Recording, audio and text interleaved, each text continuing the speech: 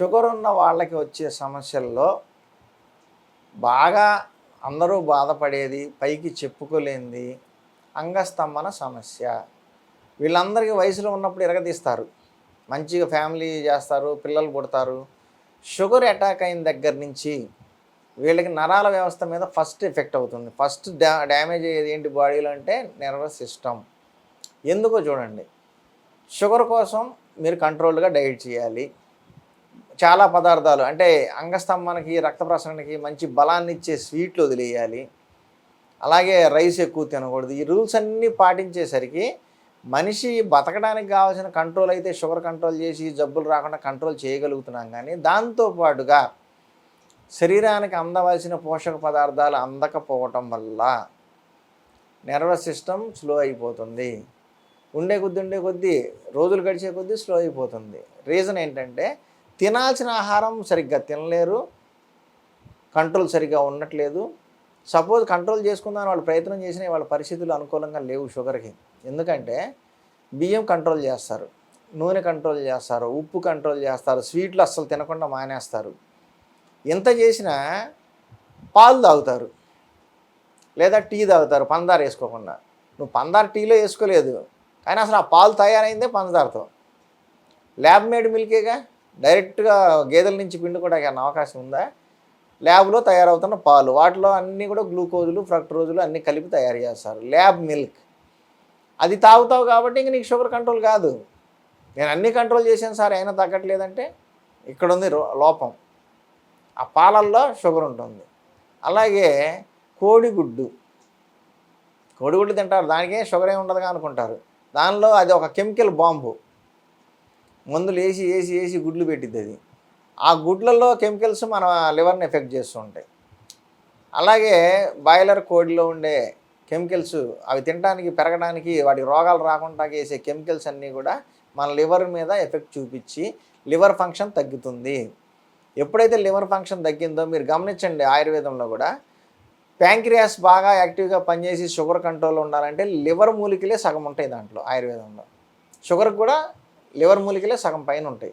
కాబట్టి లివర్ మీద వాడేవి దీనికి కామన్గా ఒక 50-60% ఉన్నాయంటే అర్థం మనం లివర్ని ముందు బాగు చేసుకోవాలంటే అప్పుడు షుగర్ బాగా కంట్రోల్లోకి వస్తుంది. లివర్ మీద మనం లోడ్ వేయకూడదు, లివర్ని డ్యామేజ్ చేసే పదార్థాలు లోపలికి వేయకూడదు. అలాగే మనం బయట తినే పదార్థాలు, బయట వెళ్తారు దోశ తింటారు, ఇదివరకు మినప్పిండి బియ్యంతో చేసేవాళ్ళు, బియ్యమేగా అంటే కొంతవరకు పర్లేదు. కానీ మైదా పిండి కలుపుతున్నారు గమ్మింగ్ రావడం కోసం. వాడు దాన్ని పెట్టి పెనం మీద రుద్దుతూ ఉంటే 1 కిలోమీటర్ రావాలి ఒక చిన్న గిన్నెలోది పిండి. అలాంటి రుద్దే కార్యక్రమాలు ఉన్నాయి. అలా రావాలంటే మైదా పిండి కలపాలి. ఈ మైదాలు కలపడం వల్ల ప్రతి దాంట్లో మైదానే. మీరు బయటికి వెళ్ళి టిఫిన్ చేశారంటే అన్నీ మైదాతోనే చేస్తారు. ఇంతకుముందు బోండాలు, పూరీలు చేసేవాళ్ళు ఇప్పుడు దోశలు కూడా మైదాతోనే చేస్తున్నారు. మీరు గమనించండి, అది మైదా పిండి. ఆ మైదా పిండి వల్ల వచ్చే రోగాలు అన్నింటినీ కావు. అందువల్ల షుగర్ పెరిగిద్ది. కాబట్టి షుగర్ వాళ్ళకి ఇన్ని రకాల ప్రమాదాలు బయట పొంచి ఉన్నాయి. మీరు న్యాచురల్గా ఈ ప్రమాదకరమైన మైదా వస్తువులు ఇట్లాంటి దరిద్రాలు తినే బదులు డైరెక్ట్గా అరటిపండు తిన్నా కూడా తప్పులేదు. క్యాలరీస్ చూసుకొని లిమిటెడ్గా అరటిపళ్ళు, మామిడి పళ్ళు ఇది తినొద్దని చెప్తారు. కానీ ఇవన్నీ తిని వాటిని వదిలేయటం వల్ల న్యూట్రిషన్ పోతుంది, ప్లస్ ఈ దరిద్రాలు, ఈ కెమికల్స్ ఇవన్నీ కూడా ఒంట్లోకి ఎక్కుతున్నాయి. కాబట్టి టిఫిన్స్ అన్నీ కూడా మంచిగా ఇంట్లో చేయించుకొని తినండి. ఆ టిఫిన్లు తినే బదులు ఒక గిద్ద బియ్యం వండుకొని తినటమే మంచిది. వాళ్ళ పరిస్థితులు అలా ఉన్నాయి. ఎందుకంటే ఈ బియ్యమే తేలిగ్గా అరిగిపోయి షుగరు కరెక్ట్గా ఉంటుంది. కానీ ఈ బయట టిఫిన్స్ వల్ల కెమికల్స్ బాగా బాడీలోకి చేరుతాయి, మైదా బాడీలోకి చేరుతుంది. ఇంకా షుగర్ ఎక్కడి నుంచి కొవ్వు తయారైపోతుంది. కొవ్వు పెరిగిందంటే ఆటోమేటిక్గా డయాబెటీస్ పెరుగుతుంది, షుగర్ లెవెల్స్ పెరిగిపోతాయి.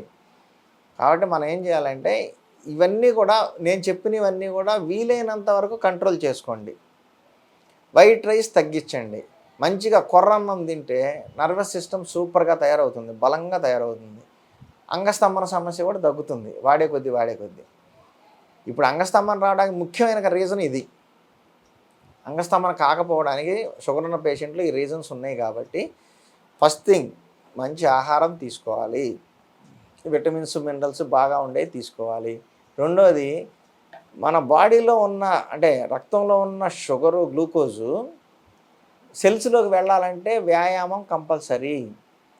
1 గంట వాకింగ్, స్కిప్పింగ్, టెన్నిస్ ఏదో ఒకటి చేయండి. ఏమీ చేత కాకపోతే వాకింగ్ చేయండి. ఒక 40 మినిట్స్ నుంచి 1 అవర్ వరకు ఆగకుండా వాకింగ్ చేసుకుంటూ ఉండండి.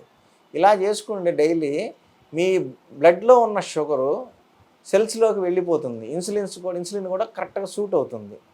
సో మీకు నీరసం రాకుండా ఓపిక బాగా ఉంటుంది. షుగర్ వల్ల వచ్చే అరికాళ్ళ మంటలు, లేకపోతే కళ్ళు బూజరగా ఉండటం, ఇలాంటి సైడ్ ఎఫెక్ట్స్ కనిపించకుండా ఉంటాయి.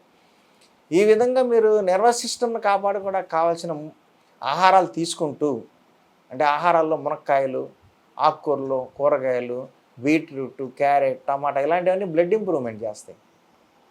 మునక్కాయలు కూడా మంచి calcium source, bones, nerves strength బాగా పెరుగుతుంది. ఇవి తీసుకుంటా ఉంటే మీ నర్వస్ స్ట్రెంగ్త్ బాగా పెరుగుతుంది. షుగరు కంట్రోల్లో ఉంటుంది, ప్లస్ ఈ ఆహారంలో షుగర్ ఎక్కువగా పెరగదు, ప్లస్ నర్వస్ స్ట్రెంగ్త్ బాగా పెరుగుతుంది. అందుకని షుగర్ ఉన్న వాళ్ళు రోజు వ్యాయామం చేసుకుంటూ, డైట్ కరెక్ట్గా పాటించుకుంటూ, ఇంకా టెన్షన్స్ ఉంటాయి, ఆ టెన్షన్స్ ఫస్ట్ తగ్గించండి. మెడిటేషన్ చేయండి డైలీ 2 టైమ్స్ ప్రశాంతంగా. ఈ టెన్షన్లు తగ్గుతాయి. టెన్షన్ కంట్రోల్లోకి వస్తే ఆటోమేటిక్గా షుగర్ కూడా కంట్రోల్లోకి వస్తుంది.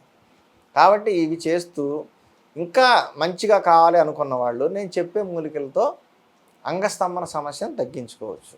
ఆల్రెడీ ఇంతకుముందు వీడియోలో చెప్పాను, మళ్ళీ ఇప్పుడు బ్రీఫింగ్గా చెప్పేస్తాను. అశ్వగంధ, శతావరి, సఫేద్ ముస్లి, శిలాజిత్, అబరక భస్మం, నేలతాడి, ఈ మూలికలు తీసుకోండి. బలా చెట్లు విచ్చలవిడిగా పెరుగుతూ ఉంటాయి, ఖాళీ దొరికిందంటే చాలు. అవి పౌడర్లు, ట్యాబ్లెట్లు కూడా దొరుకుతాయి. వేర్లు ఇవన్నీ కలిపి సమానంగా మిక్సీ కొట్టుకొని, అది ఎంత ఉందో దానికి 10% శిలాజిత్ కలుపుకొని మంచిగా వాడుకోండి. పొద్దున సాయంత్రం ఇవన్నీ కూడా ఒక 1/2 చెంచా తీసుకొని పాలతో, వేడి నీళ్ళతో తీసుకొని పాలు తాగండి. ఒక 40 రోజులు చూడండి, మీకు రిజల్ట్స్ బాడీలో మీకు మార్పు కనిపిస్తుంది. నిద్ర కూడా మంచిగా పడుతుంది. అలాగే వెయిట్ కూడా మంచిగా మెయింటైన్ అవుతుంది. కొవ్వు పెరగకుండా మంచి ఆరోగ్యాన్ని కలిగించేవి ఈ మూలికలు. కొవ్వు పెరగకుండా, అంటే తిన్న ఆహారం కూడా ఒంటికి సరిగ్గా పడుతుంది, కొవ్వుగా మారకుండా కాపాడుకోవచ్చు. కాబట్టి ఈ వ్యాయామము, డైట్, ఆహారము, మూలికలు ఈ 3 కలిస్తే షుగర్ పేషెంట్లకు ఉన్న సెక్స్ సమస్య పూర్తిగా తగ్గిపోతుంది.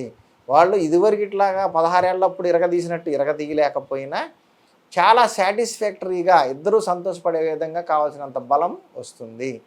ఈ విధంగా ఈ మూలికలు తెచ్చుకొని వాడుకోండి, మీ సమస్యను పరిష్కరించుకోండి. నమస్కారం.